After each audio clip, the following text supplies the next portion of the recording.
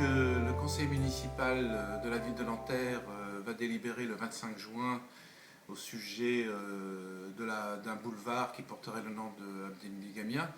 Moi, sincèrement, j'étais heureux. Je veux dire, ça m'a ému. Et la première pensée que j'ai eue, je me suis dit que ça va être un moyen pour la famille Gamia de pouvoir enfin faire le deuil.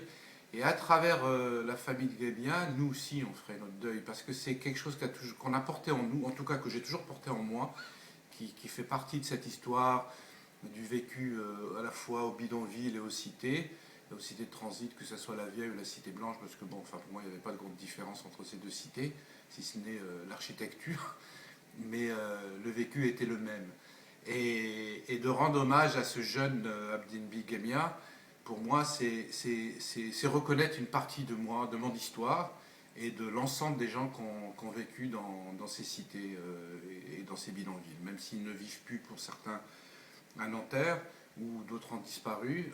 Je veux dire, les gens vont se reconnaître à travers ce geste qui paraît être un geste fort. Si la municipalité va jusqu'au bout de son idée, ça sera un geste fort par rapport à la population qui a vécu dans ces cités. Et c'est une manière de rendre un grand hommage aussi un hommage à la famille Gamia et au jeune Abdenbi Gamia. On sera fiers, enfin, en tout cas moi je serai fier quand je passerai dans ce boulevard et je verrai le nom d'Abdenbi Gamia.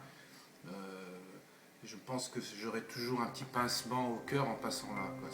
Ça me fera